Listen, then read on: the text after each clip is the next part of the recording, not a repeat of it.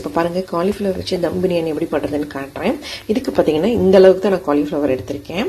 இதை ஃபஸ்ட்டு வந்து காலிஃப்ளவர் நல்லா மேரினேட் பண்ணி வச்சுட்டு அதுக்கப்புறம் பொரிச்சு வச்சுட்டு தான் காலிஃப்ளவர் பிரியாணி பண்ணணும்.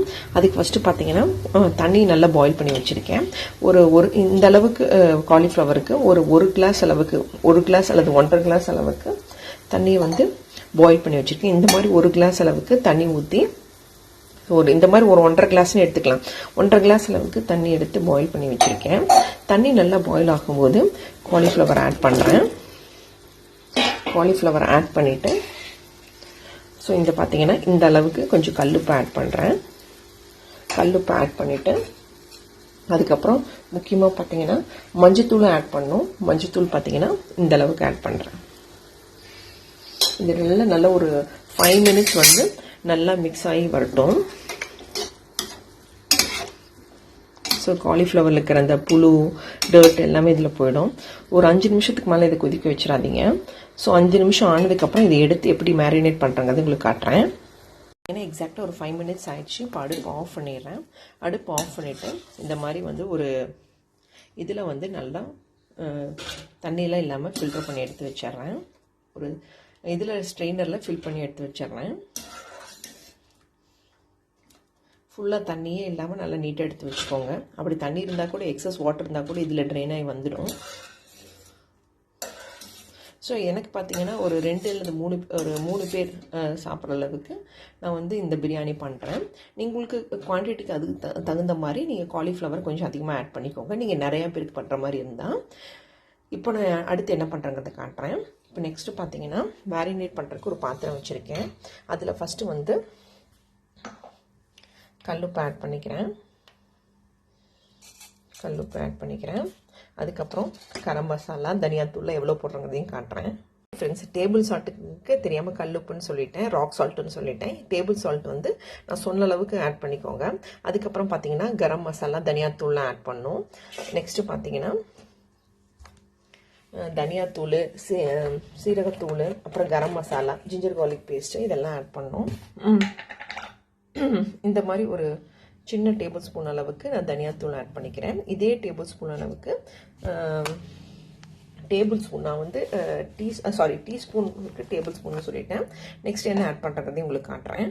பார்த்தீங்கன்னா கரம் மசாலாவும் பார்த்தீங்கன்னா அதே அளவுக்கு ஆட் பண்ணுறேன். நான் எந்த டேபிள் ஸ்பூன் காமிச்சனோ அதே டீஸ்பூன், டேபிள் ஸ்பூனும் டீஸ்பூனும் கொஞ்சம் கன்ஃபியூஸ் ஆகுதில்ல.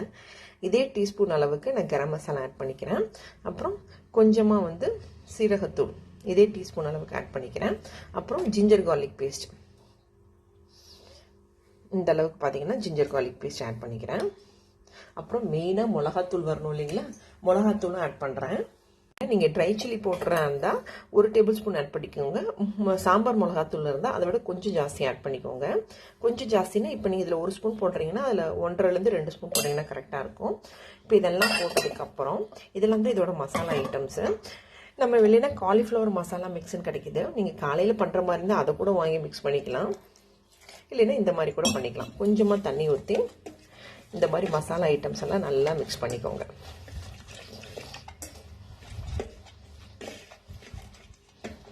பாருங்க, இப்படி நல்லா மசாலா மிக்ஸ் பண்ணிக்கிறேன். இப்போ நெக்ஸ்ட் என்ன பண்ணுறதையும் காட்டுறேன். நெக்ஸ்ட் பார்த்தீங்கன்னா இந்த காலிஃப்ளவரை இதில் போட்டுடுறேன்.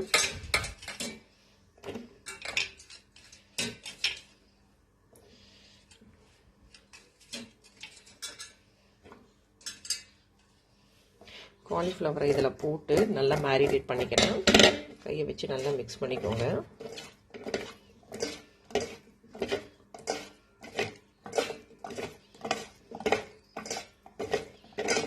இப்போவே வாசனை நல்லா கமகமன்னு வருது. இப்போ பாருங்கள், இதை போட்டு நான் நல்லா மிக்ஸ் பண்ணிக்கிறேன். இதை மிக்ஸ் பண்ணிவிட்டு இது கொஞ்சம் கிட்டத்தட்ட ஒரு 20 to 30 மினிட்ஸ் வந்து நல்லா வந்து இந்த மசாலாவோட நல்லா மிக்ஸ் ஆகணும். அப்போ தான் எண்ணெயில் போட்டு வரும்போது அந்த காலிஃப்ளவர் சில்லி மாதிரி அழகாக வரும். இப்போ பார்த்தீங்கன்னா அந்த காலிஃப்ளவர் வெஜ் பிரியாணிக்கு காலிஃப்ளவர் மட்டும் போடாமல் கொஞ்சம் அடிஷ்னலாக பார்த்தீங்கன்னா பீன்ஸ் கேரட் போடுறேன். பீன்ஸ் கேரட் ஆப்ஷனல் தான், நீங்கள் வேணும்னா போட்டுக்கோங்க, இல்லைன்னா காலிஃப்ளவர் இருக்கேன்னு சொல்லிட்டு அதை மட்டும் விட்டுருங்க. அதுக்கு பார்த்தீங்கன்னா இந்த பிரியாணிக்கு பார்த்தீங்கன்னா ஆனியன், பெரிய ஆனியன் ஒன்றும், ஒரு சின்ன தக்காளியும், 2 பச்சை மிளகாய், கொஞ்சம் கொத்தமல்லி புதினா இலையும் நல்லா வந்து சின்ன சின்னதாக கட் பண்ணி வச்சுருக்கேன். அப்புறம் கொஞ்சமாக பீன்ஸ், கொஞ்சமாக கேரட் எடுத்து வச்சுருக்கேன். ஆஸ் யூஷுவல் பாத்திரத்தை நல்லா க்ளீன் பண்ணிவிட்டு நம்ம இதெல்லாம் போட்டு தாளிக்க வேண்டியதுதான். பாத்திரத்தை நல்லா தண்ணி வச்சு க்ளீன் பண்ணினதுக்கப்புறம் நான் என்ன பண்ணுறது எங்களுக்கு காட்டுறேன். இப்போ ஃபஸ்ட்டு ஆஸ் யூஷுவல் பிரியாணிக்குன்னா கொஞ்சமாக எண்ணெய் ஊற்றணும் இல்லைங்களா? இந்த கொஞ்சமாக எண்ணெய் ஊற்றிக்கிறேன். இந்த பாத்திரத்தில் அந்த அடிமட்ட அளவுக்கு நான் எண்ணெய் ஊற்றிருக்கேன். இது கிட்டத்தட்ட பார்த்தீங்கன்னா ஒரு 2 ஸ்பூன் வருங்களா? 2 ஸ்பூன் அளவு வரும்னு நினைக்கிறேன். 2லேருந்து ஒரு 3 ஸ்பூன்னு வச்சுக்கோங்களேன். 3 ஸ்பூன் அளவுக்கு நம்ம கிச்சனில் யூஸ் பண்ணுவோம்ல அந்த சமையல் எண்ணெய், எந்த ஆயிலாக இருந்தாலும் நீங்கள் ஆட் பண்ணிக்கலாம். அதுக்கப்புறம் மறக்காமல் 1 டேபிள் ஸ்பூன் எண்ணெய் ஆட் பண்ணிக்கோங்க. சாரி, எண்ணெயினே வருது, நெய் ஆட் பண்ணிக்கோங்க. தப்பு வளர்றாங்கல்ல. இது காலையில் பண்ணுறதுனால கொஞ்சம் அவசரமாக பண்ணுறதுனால கொஞ்சம் அங்கங்கே மிஸ் ஆகுது, தப்பாக எடுத்துக்காதீங்க. அப்புறம் பார்த்தீங்கன்னா எண்ணெய் சூடானோன்னு ஒரு பிரியாணி இலை, ஒரு பட்டை, 2 கிராம்பு, அன்னாசி பூ தான் கொஞ்சம் மிஸ் ஆகுது, எங்கே வச்சேன்னு தெரியல அவசரத்தில். இதெல்லாம் சூடாயிட்டு இருக்கும்போது சோம்பு போடுவாங்க. நான் சோம்பு சீரகமும் மிக்ஸ் பண்ணி போடுறேன். நீங்கள் இந்த மாதிரி ட்ரை பண்ணி பாருங்களேன். 2 மிக்ஸ் பண்ணி போட்டிங்கன்னா நல்லா தான் இருக்கும். சீரகமும் சோம்பும் 2 இப்போ 1/4 டேபிள் ஸ்பூன் சீரகம் போடுறீங்கன்னா அதே 1/4 டேபிள் ஸ்பூன் அளவுக்கு சோம்பு ஆட் பண்ணிக்கோங்க. இப்போ இதை நல்லா புரிஞ்சிருச்சு. இப்போது ஆனியனையும் பச்சை மிளகாயும் போடுறேன். ஐயோ பயங்கரமாக வெடிக்கிறாங்க 2 பேரும். பாருங்கள், இதை நல்லா போட்டு மிக்ஸ் பண்ணுறேன். தண்ணி இருந்தால் பயங்கர கோவம் வரும், எண்ணெய்க்கும் தண்ணிக்கும். இப்போ இந்த ஸ்டேஜில் பார்த்தீங்கன்னா பிங்க் சால்ட் ஆட் பண்ணுறேன்.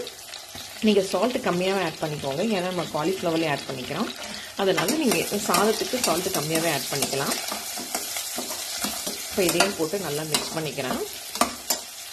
இப்போ இந்த ஸ்டேஜில் தக்காளி ஆட் பண்ணுறேன்.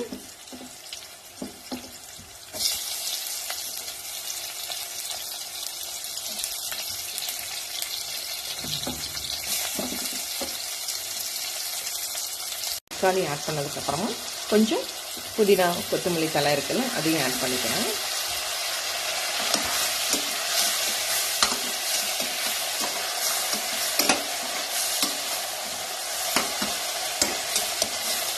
இதெல்லாம் ஆட் பண்ணதுக்கப்புறம் நம்மளோட மெயின் இன்க்ரீடியன்ஸ் பீன்ஸ் கேரட்டையும் ஆட் பண்ணிக்கிறேன்.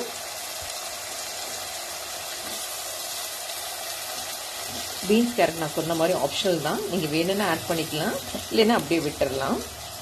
இந்த ஸ்டேஜில் பார்த்தீங்கன்னா ஜிஞ்சர் கார்லிக் பேஸ்ட் ஆட் பண்ணுறேன். இந்த மாதிரி ஸ்பூனில் 1 டீஸ்பூன் அளவுக்கு ஆட் பண்ணுறேன். அப்புறம் மசாலா ஐட்டம்லாம் ஆட் பண்ணோம் இல்லைங்களா, அதுக்கு பார்த்தீங்கன்னா கொஞ்சோண்டு தனியாத்தூள் ஆட் பண்ணுறேன். அப்புறம் கொஞ்சமாக கரம் மசாலா இந்த அளவுக்கு ஆட் பண்ணுறேன். அப்புறம் காரத்துக்கு தேவையான அளவு வரமிளகாத்தூள் தான் ஆட் பண்ணுறேன். ஏன்னா ஏற்கனவே 2 பச்சை மிளகா போட்டிருக்கனால இந்த அளவுக்கு தான் வந்து நான் வரமிளகாத்தூள் ஆட் பண்ணுறேன்.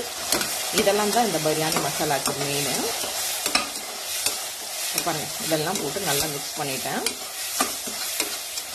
இதெல்லாம் போட்டு மிக்ஸ் பண்ணதுக்கப்புறம் அரிசியை போட்டு தண்ணி ஊற்றினோம்னா நம்ம பிரியாணி ரெடி. இந்த மசாலா ஐட்டம்ஸ் எல்லாம் நல்லா இதாகிட்டுருக்கு. இப்போது இதில் கொஞ்சமாக நான் இப்போ தண்ணி ஊற்றிக்க போகிறேன்.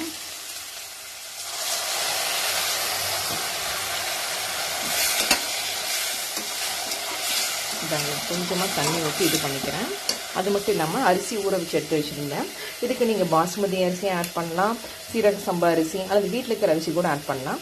பட் அந்த அரிசியெலாம் ஆட் பண்ணிங்கன்னா கொஞ்சம் டேஸ்ட்டு கூடுதலாகவே வரும். ஸோ இப்போ பாருங்கள், இப்போ நான் வீட்டில் இருக்கிற அரிசி தான் ஆட் பண்ணுறேன். இப்போது இந்த அரிசி எடுத்து இதில் போட்டுருவேன். அரிசி எடுத்து இதில் போட்டுட்டேன்.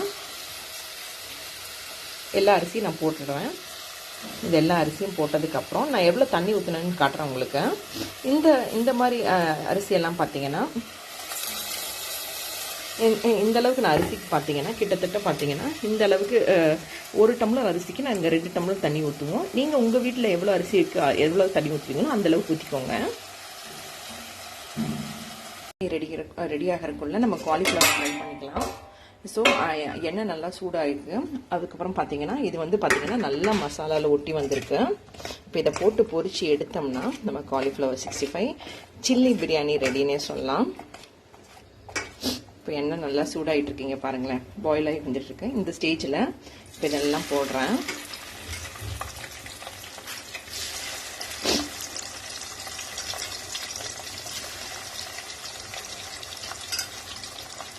இது நல்லா ஒரு 5 நிமிஷம் நல்லா திருப்பி போட்டு நல்லா ஃப்ரை பண்ணி எடுத்துக்கோங்க. இது நல்லா ஃப்ரை பண்ணி எடுத்துகிட்டு உங்களுக்கு காட்டுறேன்.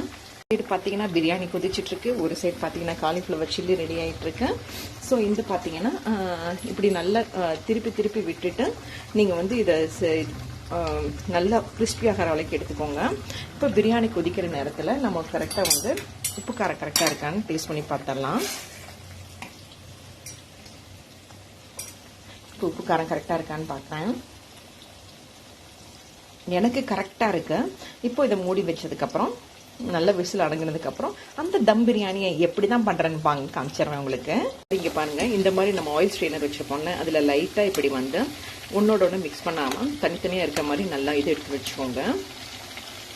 இது நல்லா கிறிஸ்பியாக வந்ததுக்கப்புறம் உங்களுக்கு காட்டுறேன். தம் பிரியாணி குக்கரில் வச்சுருக்கேன்னு பார்க்குறீங்களா? நீங்கள் குக்கரில் கூட பண்ணலாங்க. என்ன, நம்ம நார்மலாக பிரியாணிக்கு 3 சவுண்டு விடுற மாதிரி இருந்தால் இந்த மாதிரி தம் பிரியாணிக்கு 2 சவுண்டு விட்டிங்கனாவே போதும். இப்போது இந்த மாதிரி 2 சவுண்டு தான் விட்டு எடுத்து வச்சுருக்கேன்.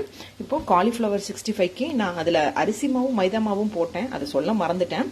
இது நல்லா 65 ஆனதுக்கப்புறம் எப்படி உள்ள ஆட் பண்ணுறதையும் உங்களுக்கு காட்டுறேன். பிரியாணியும் நல்லா ஆறிடுச்சு. இந்த மாதிரி ஸ்டேஜில் நான் வந்து பார்த்தீங்கன்னா அடுப்பை வந்து ஃபஸ்ட்டு பற்ற வச்சுக்கிறேன். இந்த தம் பிரியாணிக்கு மெயினாக பார்த்தீங்கன்னா அடுப்பை லைட்டாக பற்ற வச்சுக்கோங்க. பற்ற வச்சுட்டு ஒரு தோசைக்கல் எடுத்து வச்சுக்கோங்க. அடுப்பு ஓரளவுக்கு மீடியம் சைஸில் வச்சுட்டு தோசைக்கல் எடுத்து வச்சுக்கோங்க. இப்போ இந்த பிரியாணி வைக்கிறேன். பிரியாணி அது மேலே வைக்கிறேன். வச்சுட்டு காலிஃப்ளவர் பார்த்தீங்கன்னா பொரிச்சு வச்சது உங்கள்கிட்ட காட்டவே இல்லை. இப்போ இதை வந்து அது மேலே அப்படியே லைட்டாக போடுறேன். நான் வந்து பார்த்தீங்கன்னா கலர் கம்மியாக தான் ஆட் பண்ணியிருக்கேன், அதனால் உங்களுக்கு இந்த கடையில் கிடைக்கிற மாதிரி ரெட்டாக கிடைக்காது. இதை போட்டுட்டு நீங்கள் வந்து கரெக்டாக ஒரு ஸ்பூன் மாதிரி இந்த மாதிரி ஒரு ஸ்பூனை வச்சு லைட்டாக மட்டும் ப்ரெஸ் மட்டும் பண்ணி விட்டுருங்க. அது லைட்டாக உள்ளே போகிற மாதிரி போட்டு அமுத்திடாதீங்க, லைட்டாக வந்து ப்ரெஸ் பண்ணிக்கோங்க. இந்த மாதிரி எல்லா காலிஃப்ளவரையும் நான் உள்ளே போட்டுட்டு லைட்டாக ப்ரெஸ் பண்ணிக்கிறேன். இதை வந்து மறக்காமல் அடுப்பை வந்து ஒரு சிம்மில் வச்சுட்டு பண்ணுங்கள். அப்போ தான் அந்த காலிஃப்ளவர் இருக்கிறது எல்லாமே வந்து இதாகும். இப்போ பார்த்தீங்கன்னா நல்லா இப்படி போட்டு மிக்ஸ் பண்ணிக்கிறேன். இப்போ இந்த மாதிரி ஸ்டேஜில் என்ன பண்ண போகிறேன்னு பார்த்தீங்கன்னா ஒரு பிளேட் வச்சுக்கிறேன். அந்த பிளேட்டை இப்படி வச்சுட்டு க்ளோஸ் பண்ணிவிட்டு இது பக்கத்துலேயே பார்த்தீங்கன்னா தண்ணியை பாயில் பண்ணி எடுத்து வச்சுருக்கேன். அதையும் இது மேலே அப்படியே வச்சிட போகிறேன். ஏன்னா இதோட ப்ரெஷர் வந்து அப்படியே இறங்க அந்த பிரியாணி செம்மையாக வரும். இப்போது இந்த மாதிரி சுடுதண்ணி நீங்கள் வச்சிங்கன்னா கூட மறக்காமல் ஒரு லிட்டை வச்சு க்ளோஸ் பண்ணிக்கோங்க. இப்போ இது மேலே இந்த லிட்டையும் வச்சு க்ளோஸ் பண்ணிவிட்டு ஒரு 10 நிமிஷம் கழித்து நான் உங்களுக்கு இந்த பிரியாணி எப்படி இருக்குன்னு காட்டுறேன் பாருங்கள். மேலே தோசைக்கல், பிரியாணி, அதுக்கு மேலே ஒரு தட்டு, அதுக்கு மேலே சுடு தண்ணி, அதுக்கு மேலே ஒரு தட்டு வச்சு வச்சுருக்கேன். இப்போ இது எப்படி இருக்குன்னு நான் ஒரு 10 நிமிஷம் கழித்து உங்களுக்கு காட்டுறேன். வெயிட் பண்ணி பாருங்கள். தட்டை ஒரு 10 நிமிஷம் ஆனதுக்கப்புறம் நான் இதை நான் எடுக்கிறேன். இப்போ இந்த தண்ணியை அப்படியே எடுத்து வச்சிடுறேன். அதுக்கப்புறம் என்னோட பிரியாணி எடுக்கிறேன். இங்கே பாருங்களேன், சுட ஆவி போக வருது. இந்த மாதிரி நேரத்தில் நீங்கள் வந்து பிரியாணி வந்து நம்ம ஆக்சுவலி இப்படி தானே வச்சு கிளறுவோம், அப்படி கிளறாமல் இந்த மாதிரி ஒரு குச்சியை வச்சு லைட்டாக எடுத்து விட்டுக்கோங்க. அப்போ உங்களுக்கு அந்த காலிஃப்ளவர் உடையாமல் வரும். இப்போ பார்த்தீங்களா செம்மையாக வந்திருக்கு. இப்போ இதை டேஸ்ட் பண்ணி பார்க்க போகிறேன். இந்த மாதிரி லைட்டாக பண்ணி கொடுத்துக்கோங்க. இப்போ இது கொஞ்சமாக டேஸ்ட் பண்ணி பார்க்கலாம் எப்படி இருக்குன்னு.